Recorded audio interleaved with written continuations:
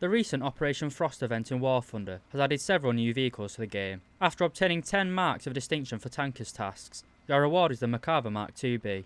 After grinding out tasks for nearly 20 days, is the Merkava a worthy reward, or should you wait and sell this tank coupon on the gaijin marketplace? Alright lads, today I'm going to be talking about the history, performance, weapons and tactics of the Merkava Mk. As always, we'll start with the basics. The Merkava Mk is a rank 6 battle rating 9.0 event vehicle, located in the American tech tree. It is the second variant of the Merkava tank we have in game, with the other being the Merkava Mark 1, also found in the American tech tree. The only difference between the Mark 1 and Mark 2B is the latter has thermal optics, a better top speed, and a more powerful engine. These improvements over the Mark 1 have resulted in the Merkava Mark 2B being located at battle rating 9.0 compared to the Mark 1's 8.7.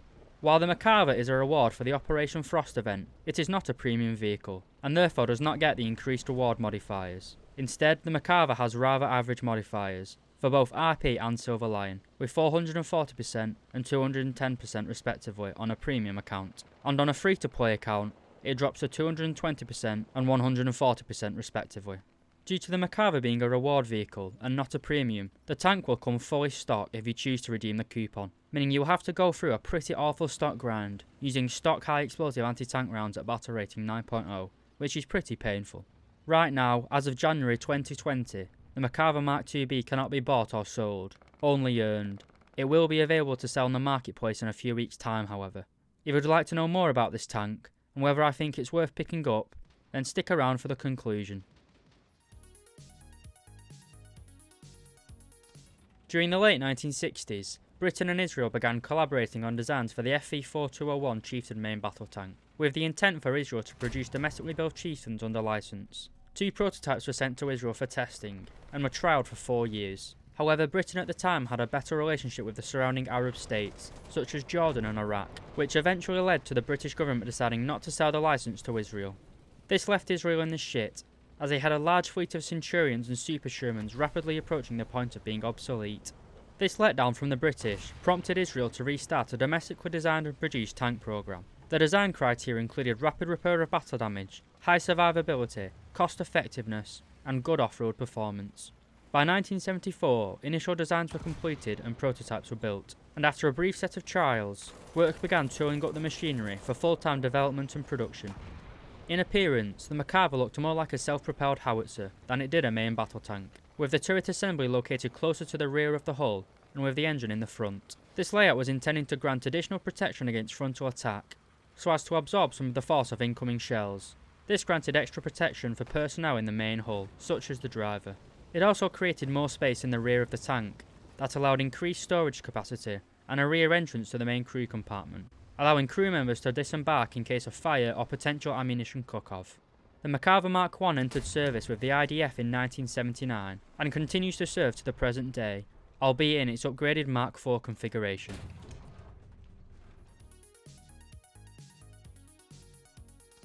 The Merkava Mark 2B has a weight of 63 tons and is powered by a 963 horsepower diesel engine, giving it a power-to-weight ratio of 15.3 horsepower per ton. This gives the Merkava a pretty average performance when it comes to acceleration, especially when compared to the XM1 located at battle rating 9.3. This rather average acceleration is the only real downside of this tank's mobility. In other areas, such as hull traverse rate, it excels. The hull is able to do a full 360-degree turn in 13.2 seconds, giving the Merkava a hull traverse rate of 27.2 degrees per second, making it very nimble at slow speeds and close city environments. It also has a pretty good top speed of 54 km per hour.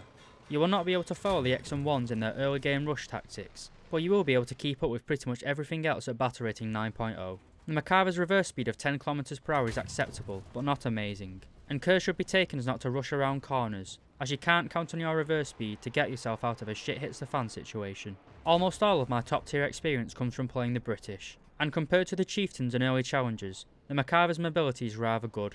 Overall, the Merkava Mark 2B certainly isn't the best in class in terms of mobility, but it is certainly more than enough to be effective on the battlefield.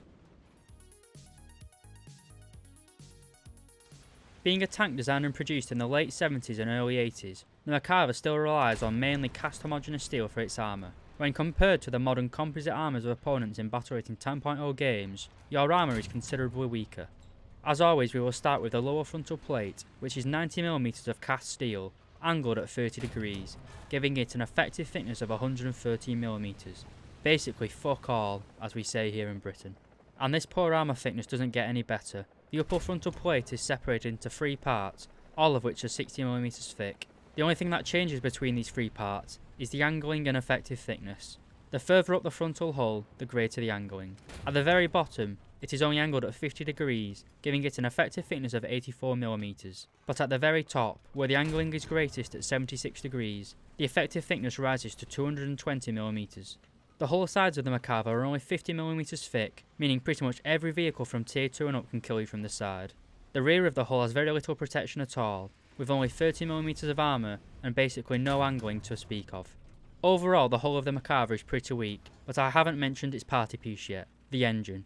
With the engine and several fuel tanks being located in the front of the hull, most of the rounds you receive will be eaten by the engine. This does mean you'll have to spend the best part of a minute repairing your engine every time you get fucking shot, but at least it keeps you alive. A downside to this is that it is very easy for enemies to set you on fire, and bear in mind this isn't a premium, you'll have to play several stock games without parts or FPE.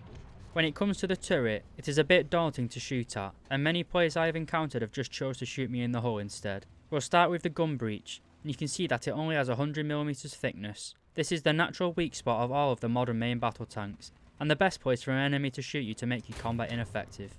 The main turret face is hidden behind 30mm panels that are heavily sloped, boosting the effective thickness up to 92mm. Once a round gets past these panels, it is met by the turret face, which is 100mm of cast homogeneous steel. The turret side is a constant 65mm thickness with varying amounts of sloping. However, no part of the turret is thick enough to protect you from modern APF-SDS projectiles. The rear of the turret is the same as the sides, with 65mm of cast steel. Overall, the turret face is pretty trolly, and if you ever want to kill a Merkava, the best thing to do is to just aim for the gun breech and then take your time aiming at the hull. I have found the best place to shoot a Merkava for a one-shot kill. It is just below the main gun, on the heavily sloped upper frontal plate. This is the only location that I have found that kills 3 out of the 4 crew members can be killed with a single round. In conclusion, the engine and fuel tank layout makes this vehicle incredibly tanky. You can absorb a lot of damage, especially from high explosive anti-tank weapons, such as heater vests and anti-tank guided missiles, as your engine just absorbs the damage. And due to your crew being pretty spaced out inside the fighting compartment, it is very hard for an APF-SDS round to one-shot you. In game, the Merkava Mk lives up to its real-life reputation for survivability on the battlefield.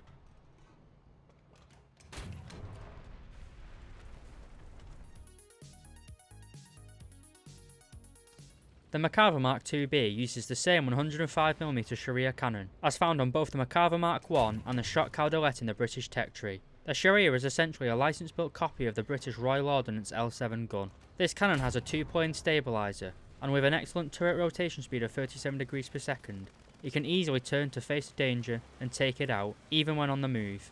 It has a decent 8 degrees of gun depression, which is less than the standard 10 degrees of most NATO tanks, but it is certainly usable, and it does get the standard 20 degrees of gun elevation. The default reload rate for this tank is 8.7 seconds, but with a fully trained crew it can be brought down to 6.7 seconds. Your first stage ammo stowage holds 14 rounds, and an additional 48 rounds can be carried in ammo racks in the rear of the hull. However, I would not advise carrying more than 20 or 25 rounds at most. The default ammunition for the Sharia is the M152 Heat FS round. This has 400mm of penetration at all ranges. At battle rating 9.0, heat rounds are a little bit hit and miss, especially if you get up tier to 10.0 where you'll meet composite armour, making Heat FS rounds pretty obsolete. Additionally, the Sharia can be loaded with several other rounds after you have researched them. The M156 high explosive squashed round is the Merkava's main weapon against lightly armoured targets, but at battle rating 9.0 and above, such vehicles are not really seen. I do tend to keep a few HESH rounds on board as they can be useful, but I would mainly use the stock Heat FS rounds over the HESH rounds when unlocking this tank's modules. The M111 armour piercing fin stabilised disregarding Sabo round is the main killing weapon the Merkava has access to. Unlocked in the 4th tier of the upgrades, it does take quite a while to unlock it, but it does unlock the true killing potential of this tank. It has 337mm of penetration at point blank range, and a healthy 340mm of penetration out to 1.5 km away. This APF-SDS round, as well as the trolley armour and high survivability of the Merkava, make this tank an incredibly potent killing machine on the battlefield.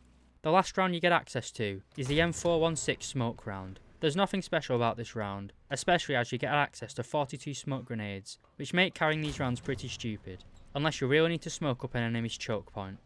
As well as the main cannon, you get 2 rifle caliber machine guns, as well as a 50 B&G heavy machine gun. While these could be used to harass slow flying planes and helicopters, I found them most useful for dealing with those speedy little Italian fuckers.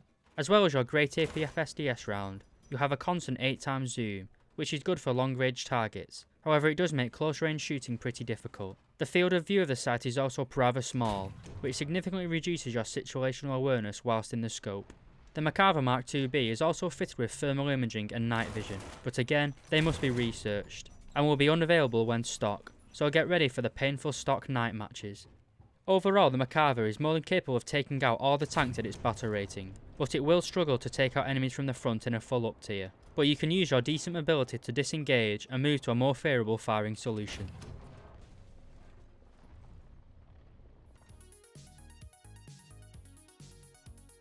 When I spawn into a game, I will load up around 20 APF-SDS rounds as standard, and 5 heat and HESH rounds as backup.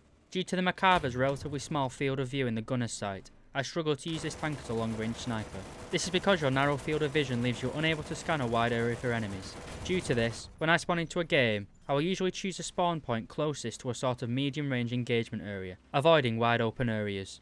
The Merkava performs pretty well in close and medium-range fights. Its trolley armour and frontally mounted engine mean you can soak up a lot of damage, especially against opponents using high explosive anti-tank warheads. However, all of the Merkava's armour is head-on, and you should never try and angle your armour, as it will give your opponent shots into your completely unprotected sides. Your good hull and turret traverse rates make you pretty agile in close quarters knife fights. You can rapidly turn to face an opponent, and as your gun is fully stabilised, you can shoot accurately whilst manoeuvring. Your only downside in close quarters combat is your average reverse speed. If you mess up your shot and don't knock out an enemy's gun or breach, pop smoke immediately and try and reverse back into cover. You have a very large supply of smoke grenades, so make sure to use them.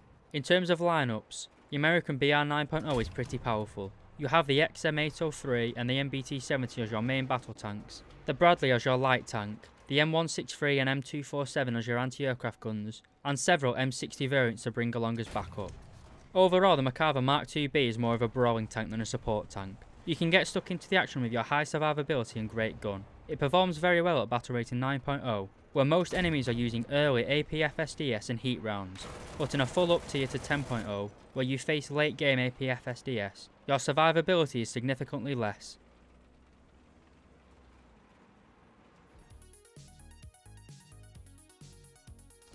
To conclude, I believe the Merkava Mk was well worth grinding out for Operation Frost. It has good survivability, mobility and firepower, as well as other qualities which drastically increase its lethality and effectiveness, such as thermal optics and a healthy amount of smoke grenades.